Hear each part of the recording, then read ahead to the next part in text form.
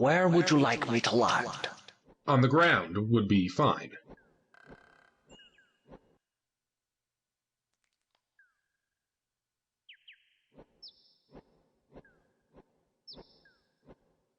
Take this sugar cube. It will protect against the poisonous growth of this land. Fare thee well.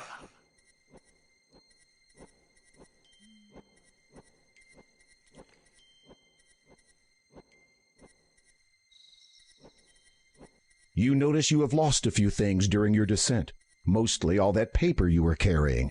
You are not concerned, though, as long as you don't get into trouble for littering. As dusk sets in and the pallid moon rises above the darkened horizon, you recall the Door of Destiny's words regarding the third gem, through swampy mire, in lone dark castle. Then you remember the great Neptune's disquiet reluctance to speak of Kolyma's lord. You sense a growing unease that this final gem may not be the easiest to acquire.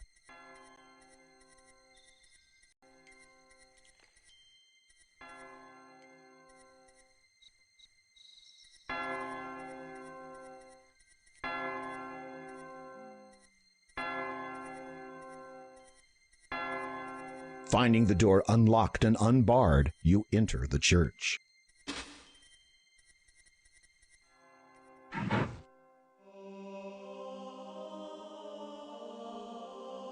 You notice a Bible on the end of a pew. A hideous statue of a grinning fiend forms an archway leading to the church's outdoor cemetery.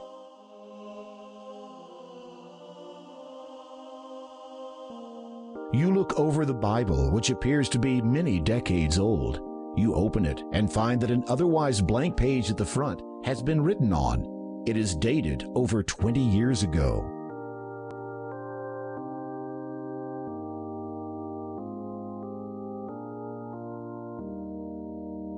You return the Bible to where you found it. You also notice that a page from the Bible has fallen onto the floor.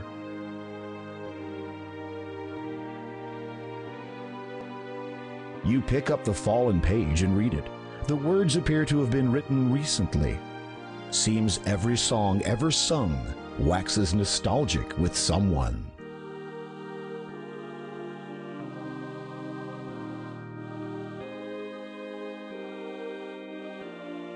The monk is dressed in a simple ankle-length robe. A belt of thick leather is tied around his ample waist.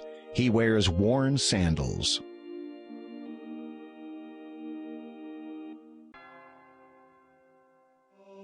Feeling humbled, you kneel down to pray. You rise again after a few moments.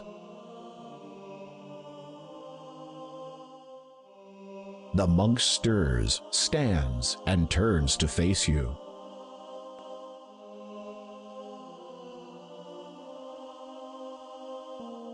Father, I go now to a place of darkness. While I am stout of heart, the path laid down before me is unclear.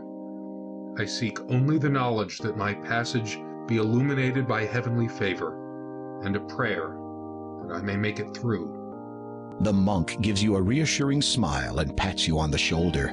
He then lifts a silver cross from around his neck and places it in your hands. Thank you. You are welcome, my child. You can talk? Of course. I thought monks were forbidden from speaking. Not all churches follow the same rules, and this church is quite unique. Really? How so? The monk just smiles placidly at you.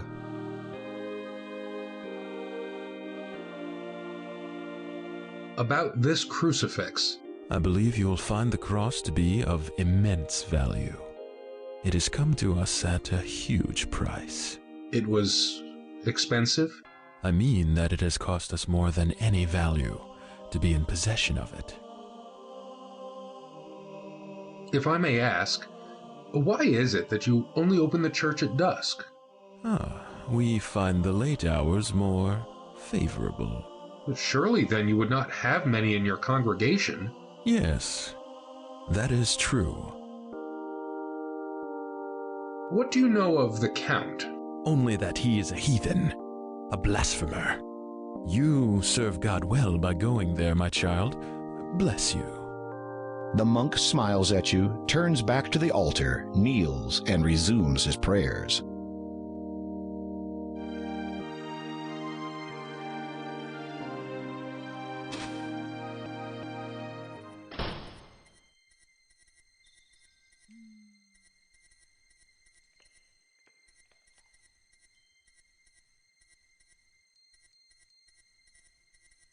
Without warning, a pair of wolves dart out of the dark forest and dash towards you.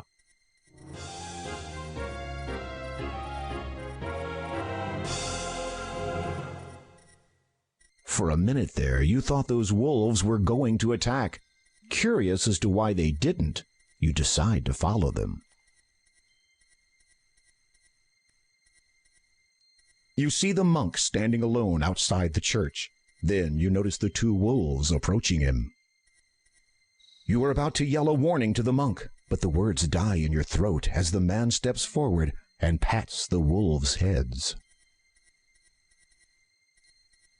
No, my brothers, we must not hurt him. Not yet. He will go to the heathen's abode. He will do what needs to be done. What if he does not? Then, my brothers, we will complete the task before us, the one we began many years ago.